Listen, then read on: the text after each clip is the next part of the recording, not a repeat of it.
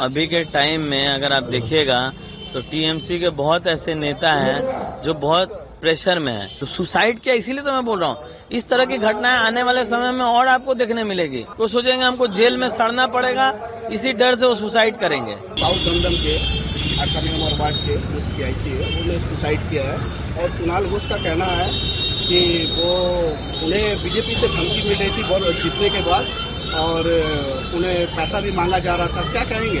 बहुत सा mentally disturb किया गया उन्हें, इसीलिए देखिए अभी के टाइम में अगर आप देखिएगा तो टीएमसी के बहुत ऐसे नेता हैं जो बहुत प्रेशर में है, क्योंकि उनका सबसे बड़ा डर ये है कि वो इतने सालों में जो दुर्नीति किए हैं उनको डर सता रही है कि वो रास्ते में चलेंगे तो सरकार तो छोड़ दीजिए, आम जनता उनका क्या हाल करेगी।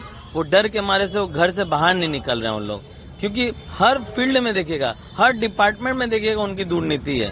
तो इसी वजह से वो देखिएगा ज्यादातर लोग तो रिजाइन कर दे रहे हैं कि पब्लिक को फेस नहीं कर पाए, और जो बचे कुचे हैं इस तरह की हरकत कर रहे हैं। बोलते हैं ना, जो चोरी किया रहता है उसको हमेशा डर सताता है, तो उनको डर सता रहा है। अब जो भी ऐसा काम करेगा वो तो बीजेपी को ही दोष देगा, अपना गलती तो कोई बताएगा नहीं।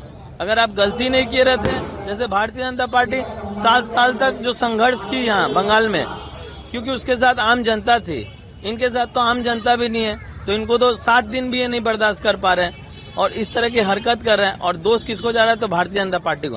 तो हमारी पार्टी तो पहले ही बोली थी, जो दुर्नीति किए हैं, जो करप्शन किए हैं, उनके ऊपर लीगल एक्शन तो होगा ही, और होना भी उचित है, क्योंकि आप जो पैसे खाए हैं वो आम जनता के पैसे हैं। उन्होंने सुसाइड किया, तो सुसाइड किया, इसीलिए तो मैं बोल रहा हूँ इस तरह की घटनाएं आने वाले समय में और आपको देखने मिलेगी।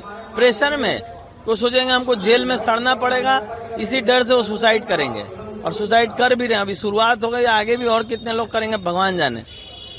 गैस सिलेंडर का दाम बढ़ रहा है, क्या कहेंगे? देखिए गैस सिलेंडर का दाम बढ़ रहा है या तेल का दाम बढ़ रहा है, इसका सबसे बड़ा कारण है ईरान और अमेरिका और इजराइल का लड़ाई। आप जब भी देखते हैं, इसी चीज को मैं हमेशा समझाता हूँ, लड़ाई किसी की भी हो, किसी से भी हो, लेकिन जब भी लड़ाई होती है, आप देखिए एक आम मोहल्ला में अगर जाइए, अपने घर पड़ोस में भी जाइएगा, तो जब दो लोगों में लड़ाई होती है तो पूरा मोहल्ला डिस्टर्ब हो जाता है। तो ये देखने को आया कि इंटरनेशनल मतलब ग्लोबली अगर देख रहे हैं कि अगर 2-3 देशों में लड़ाई हो रही है तो पूरा ग्लोबल इफेक्ट हो रहा है, पूरे देश इफेक्ट हो रहा है, सिर्फ हिंदुस्तान नहीं, मतलब और बाकी देश भी इफेक्ट हो रहा है इससे, जितने देश है हमारे मतलब पूरे वर्ल्ड में। तो आप सोचिए कि लड़ाई अगर चलेगी तो ये इफेक्ट इंडिया को भी फेस करना पड़ेगा, लेकिन तब भी इंडिया के जो हमारे प्रधानमंत्री जी हैं वो कोशिश कर रहे हैं कि हम लोग को ज्यादा इफेक्ट ना पड़े, लेकिन उसके बाद भी सब तो चीजें डिपेंड रहती है ना दूसरे देशों से, तो असर तो पड़ेगा ही। अब इस चीजों को आम जनता को समझना पड़ेगा। इस तरह की चीजें पहली बार नहीं हुई, आगे भी बहुत बार हुई है, आगे भी जब भी लड़ाई हुई है तो देश में इस तरह की कंडीशन, इस तरह का सिचुएशन हुआ है।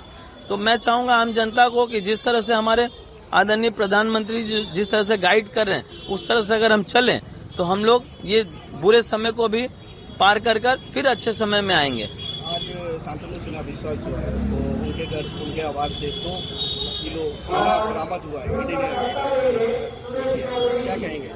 ठीक है, वो 100 किलो जो बरामद हुआ है, अब 2 किलो, अब इसके ऊपर तो ईडी जांच करेगी, और ईडी जब तक रिपोर्ट नहीं देगी तब तक हम लोग इसके बारे में बोलना भी हमें लग रहा है उचित नहीं है, क्योंकि कुछ चीजें इन्वेस्टिगेशन के बाद ही बोलना सही होता है।